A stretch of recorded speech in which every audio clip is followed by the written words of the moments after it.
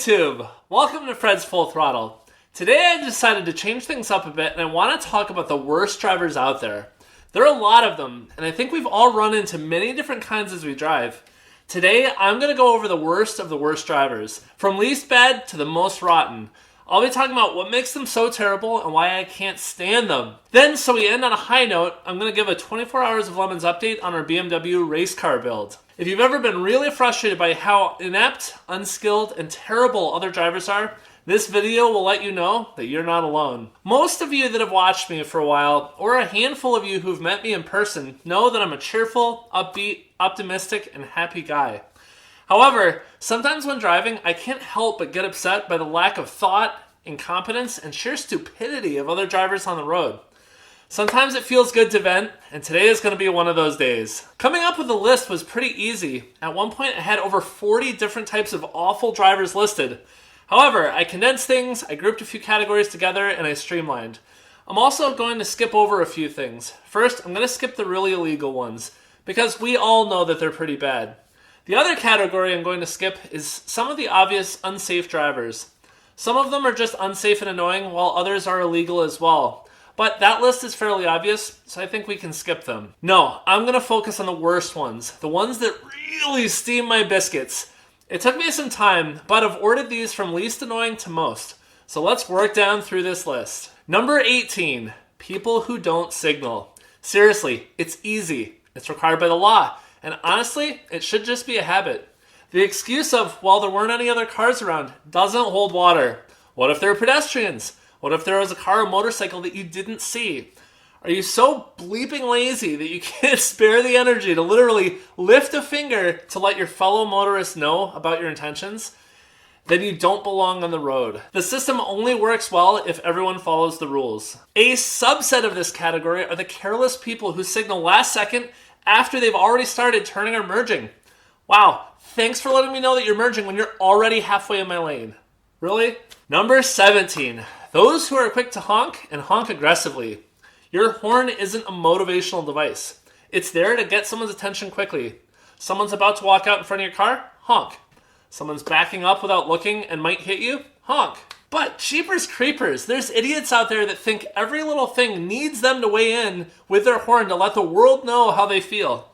Even worse, there's the Mensa candidates who think that it's constructive in gridlock traffic to just lay on their horn. Like it's a machine gun nest holding back the enemy. They just spray with their horn indiscriminately. Do you see that all 4 lanes are backed up for miles ahead of us? Do you realize that we've all been sitting here for an hour and our patience is wearing thin? But sure, go ahead and improve the situation by showing everyone how much of an idiot you are. By all means. Number 16, crap parkers. You know who I mean. You're circling a lot and you finally see space. You head over only to find that the back tire of their car is completely in the parking space next to the one that their car is in. Or cars on both sides are on top of the line. Or they have 5 feet further forward that they could pull. Or they park in a handicap spot but don't have a pass. Oh, and don't forget those geniuses that think they're clever for parking their Super Duty truck in a compact car space. Seriously, go home. These people are showing the world that they're either too lazy or too inattentive to park within the lines. And as I walk by, I always hope that a huge gust of wind pushes every shopping cart in a 5-mile radius right into their vehicle. Number 15, sudden stopper or sudden starter. You know when you're driving along in town, going about your day, and then all of a sudden the car in front of you hauls down on the brakes and then makes a sudden turn. Or isn't paying attention on the highway and then has to slam on their brakes and or switch lanes to miss stop traffic because they weren't paying attention. Bonus points if they drive a huge vehicle that blocks the view ahead. I have no use for these people who can't be bothered to drive like the majority of us, and they think that their gas and brake are just a switch, on or off, with no in between. Besides being dangerous, less efficient, and startling, I have to imagine that it makes their passengers sick because they can't seemingly grasp the concept of planning, 5 seconds ahead. Incredible. Number 14, the Good Samaritan driver. This is a tough one. Up until now, the people on this list have either been people who are too careless or stupid, but this next one is intentional. See this? It's starting to get worse and more frustrating. These are people who have deemed themselves arbiters of traffic judgment, and they think that they have been empowered to cast aside society, laws, and other good judgment to bestow their grace upon fellow travelers. They see other drivers and think, "Hello, good sir. Would you like to help me screw up this intersection?" You know who I mean. People who think that the rules at a four-way stop are optional, and that even though they arrive first, they'll be nice and let the other car go ahead. But this screws up everything, and we descend down into Lord of the Flies. Who goes next? Is that car going to let others go too? What about the cars behind them that have been dragged into this mess unwillingly? Combine that with most people's seemingly loose understanding of how intersections, blinkers, and rotaries work, and you have someone who has single-handedly set back civilization by a couple hundred years. All for what? To be perceived as nice by someone else that they don't know? You know what would be nicer? How about if you just followed the rules, drove predictably, and didn't screw up the works every time you managed to find a situation that you decided was a little too complicated? I'm looking at you, jerks who stop to not let just one car turn, but like 3 or 4 or 5. You see, it's all about context. If traffic is moving slow, then sure, maybe let a car merge that wouldn't have been able to get out for a little while. Or if there's a difficult left turn into the road and you can't go anywhere, by all means. But when you're disrupting or stopping faster traffic, or the oncoming lanes have no idea what you're doing, you're only making everything worse and increasing the chances of an accident. No one must turn left. We're all adults. If they need to turn right and then take a left into a parking lot and turn around, that's okay. It's frequently better than startling every car around you, risking multiple accidents by being unpredictable, and then being a complete jackass to everyone around you. Good day indeed. Number 13, confused or lost drivers. Now, I'm a sympathetic person. Growing up outside Boston as a driver, you kind of need to be. Somehow over the last 100 years, city planners in Boston decided, you know when you have an extension cord that's tangled and you're trying to fix it, but it really just gets worse? They took that model and they said, look, let's turn that into a road and a highway system. One-way streets, dead ends, roads underground, above the ground, on the ground. Half of them perpetually under construction. The other half are full of foot-deep craters, potholes to the rest of the world, but they're big enough to take a bath in. Mix in double-parked delivery trucks, bike lanes, a city full of pedestrians who just leap out into traffic without forethought, as well as the apparent inability to get from A to B in any less than twice the distance traveled if you went straight line, and then you can understand why drivers may be confused. The problem is that these drivers usually decide to nominate themselves for a pass that allows them to completely ignore any and all traffic laws and do whatever the heck they want. Stopping the highway because you missed your exit? Backing up the off-ramp to get back on the highway? Wrong way down a one-way street. Oh, heck yes, they're there for all of it. If only you were allowed to stop your car, pull out your GPS, and figure out where you're going. Oh wait, you are! Then why doesn't it ever seem like they do that? Why does the better solution seem to be, let me screw up everyone's day around me by being self-centered and selfish, driving like an idiot, and keeping everyone around me guessing what I'm doing. Tee-hee, that'll be fun. Except it isn't. I have no idea. Number 12, lane changers and gridlock traffic. Those of you who haven't ever commuted into a chaotic city are lucky. It's one of the worst part for many jobs. For over 9 years, it took me 2 hours to get into Boston and 2.5 to 3 hours to get out of Boston. Every day, for years. Traffic takes on a new meaning. I've sat for hours pondering how to beat the traffic because you don't really have anything else to do. These lane changers, though, they're movers and shakers. They're people who are going somewhere in life. Except they're not. These brilliant specimens think that all these thousands of other cars around them are imbeciles, and if only they could get over 1 or 2 lanes, that they'll sail right past everyone, arrive at work and get an Employee of the Year award, and then sail off into the sunset. Except it's not like that. They push, they squeeze, and they force their way back and forth, sometimes a dozen times over just a mile, to jockey for what they perceive as a better position. And they're still right there next to me. After tens of thousands of hours and miles of that exact type of traffic, let me share with you the secret to beating traffic. The only way to beat that traffic is to not be in it to begin with. Once you're in it, you're already along for the ride. So these idiots are moving around, pissing off everyone else around them, only to be right next to you for the next hour.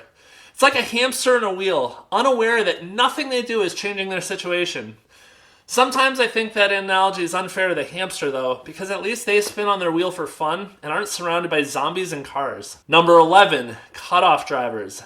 This one is simple. You're driving along in any situation, and one of these morons cuts you off. It could be that they're pulling out from a stop. It could be that they're merging into your lane. But the message is clear.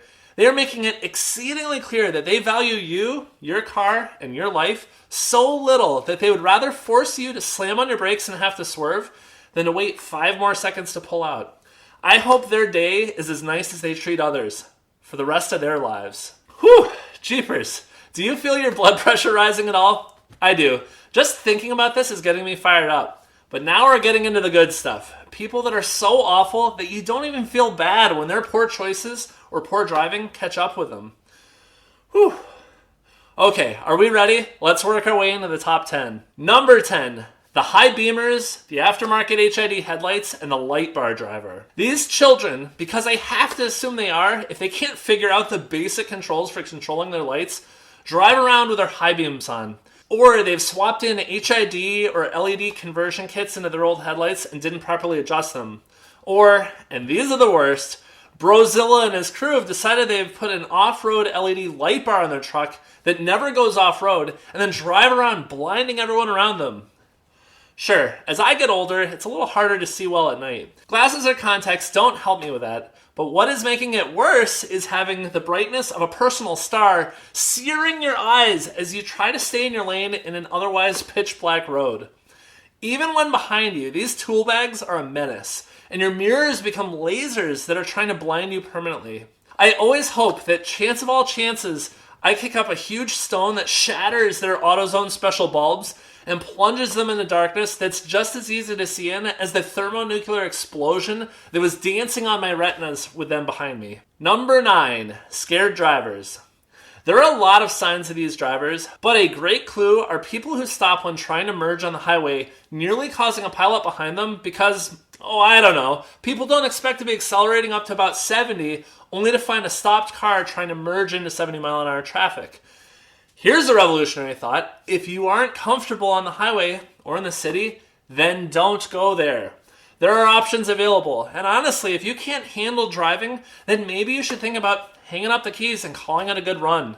But don't risk everyone else around you because you don't have the confidence to drive safely. Number 8, no cruise control on the highway. I have a skill I haven't told you about before. I have a knack for finding these people. Every car made in the last 20 years has cruise control. No, I have the ability to find people who seemingly aren't smart enough to operate it. Without fail, I'll be on a long trip and I set a speed. Over the miles, you pass some cars, you get passed by others, but throughout, there's always a very clear cadence. Either you're overtaking or being overtaken, until you find one of these pieces of work.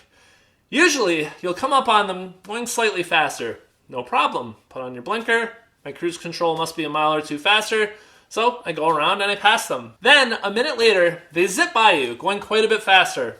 No matter. But a minute later, you gain on them again, usually by just enough that you have to tap the brakes. So you go to pass them again. Maybe you get by, or maybe they speed up a bit. Their inconsistency makes these people an annoyance more than anything. But when you're going to spend hours in a car, why wouldn't you just set your cruise control and be done with it? It escapes me how these people navigate the rest of society when they can't figure out something like cruise control. Number 7, gawkers. You know how you get to know a stretch of road's traffic patterns? And sometimes when there's tons of traffic, when there normally isn't for that time of day, it's a gawker's fault. Could be an accident, could be someone pulled over. No matter what the cause, they inconvenience everyone behind them by their curiosity. Grow up, people. Guess what? A crashed car may be damaged. Maybe it's on its side. Someone who gets pulled over is going to be talking to an officer or standing outside their car. None of that is interesting. None of this is unexpected. Move along, people. Seriously. Number 6, timid winter or bad weather drivers. This is a pet peeve of mine. I've lived in New England almost my entire life. We get lots of weather, frequently lots of bad weather, feet of snow, ice storms, howling cold, the works. This is normal. When I was a kid up in Maine, the rule is if there was less than 10 inches of snow on the ground by morning, it wasn't a snow day. You just deal with it. It baffles me that people will choose to live in New England and at a minimum don't put winter tires on, but even more, don't buy an all-wheel drive or four-wheel drive vehicle. Any type of car you want. They make a version of it that is powering all four wheels. Sedans? Yes. Minivans? Yes. Crossovers, trucks, and SUVs? Yup, yes, affirmative. Yet it seems that the second there's a half inch of anything on the road, some drivers immediately lock up with fear of immediate death, as if the universe itself may smite them where they sit if they drive more than 15 miles an hour. It may be an unpopular opinion, but if you aren't comfortable driving your car and we have that kind of weather, get a different car.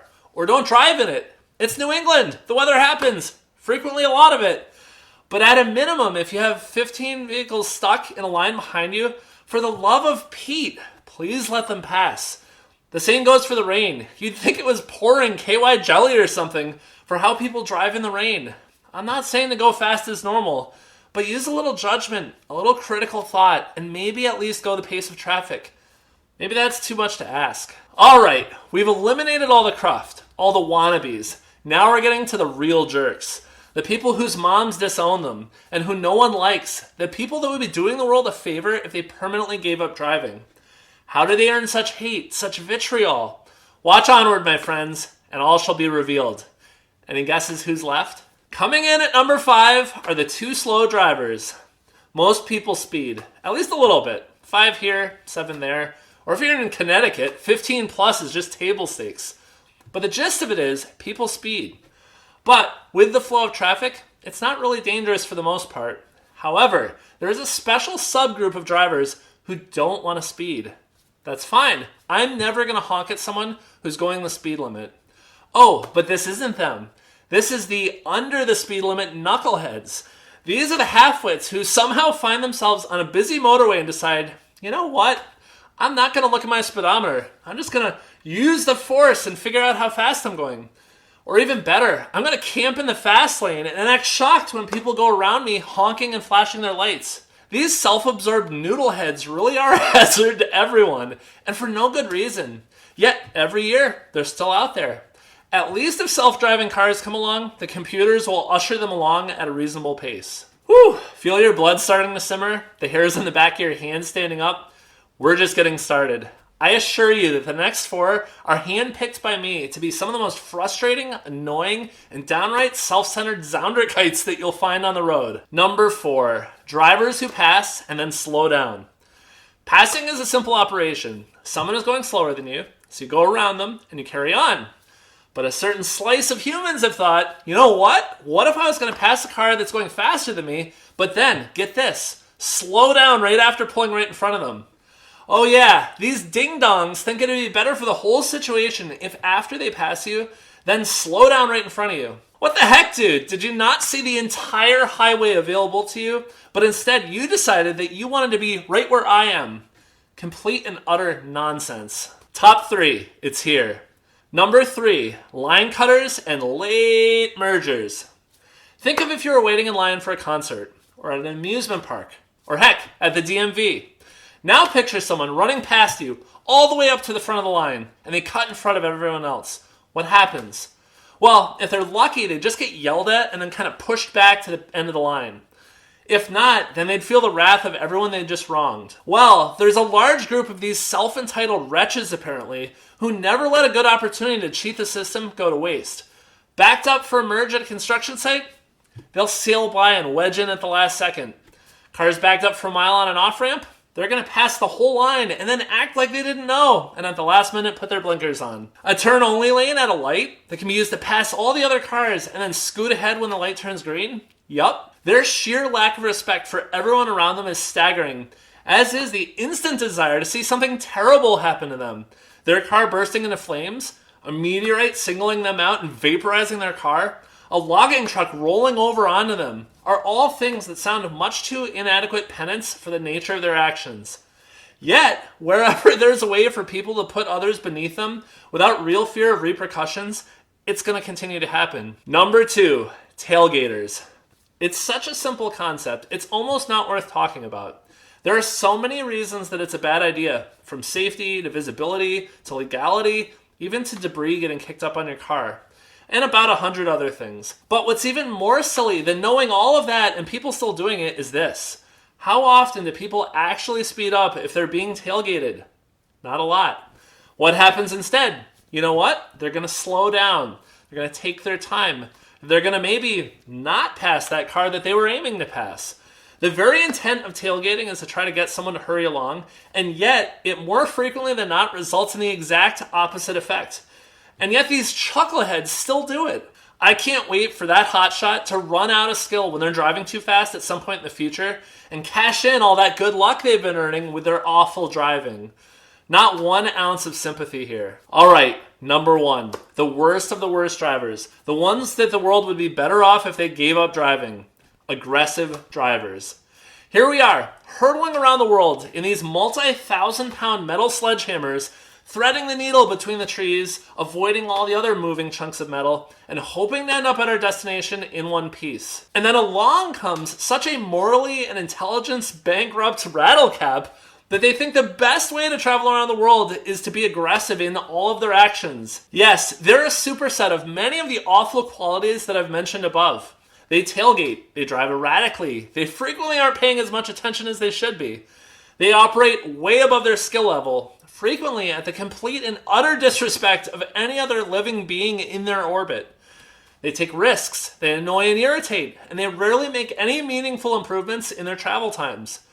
The only saving grace is that they're usually easy to spot, so you can avoid them, avoid making sudden movements around them, and then frequently sit by and watch them run out of their limited talent in a crash, or let their luck run out and get pulled over by the police. The nice thing is that they frequently end up getting what's coming to them for their horrible driving, and you can be confident that it will indeed happen to them eventually. Yikes, that got a little bit dark. But do you disagree? These are the worst types of drivers on the road. Did I miss any? Which do you think are the worst? Let me know in the comments. Feel free to unload. I will say that it's important to drive within your limits, but also to be forgiving of others. I think that many of us, myself included, have accidentally done a few or even several of the things above. Most of the time it is or should be unintentional, where we don't see someone or make a bad judgment. Not every crappy driving maneuver is the sign of a crappy driver. Sometimes we just make mistakes. So my advice here, if this happens to you, is take a deep breath when one of these happen and let it go. It's better to drive on to another day than to take a bad situation and make it worse. Though I mentioned some fitting punishments that I've thought of in this video, I don't support or advocate violence, and it's never the right answer. Let these jerks float through life and get what's coming to them without your own involvement. You're better than they are. We all are. Alright, on a more positive note, where are we with 24 Hours of Lemons? Last week, we weren't able to work on the car due to scheduling and priorities, but we're back at it tomorrow as I film this. As I mentioned last time, we're past all the little stuff and are now looking at several of the big tasks ahead of us. The next big thing is taking the rear end off the car to weld in reinforcement of the rear subframe. This is going to involve removing the exhaust, heat shield, axle, wheels, differential, and suspension. We'll be raising the car up higher to do so and using that as an opportunity to top off our coolant and add steering fluid. In preparation for the welding, we're also going to be doing some practice welding to get our skills up to snuff. We'll also be starting to list out the car parts for sale that we removed and aren't using, and hoping to make back a little bit of our budget with those. Also, our roll cage is ordered and should be arriving in the next couple of weeks. Plenty of time to finish that reinforcement and get the car reassembled. Also, we're changing up our seat mounting strategy and buying a different mount to hopefully buy us about 2 more inches of headspace. Stay tuned, as some of the bigger work is going to be pretty interesting. So thank you for watching. I hope you enjoyed this, and until next time, Fred out!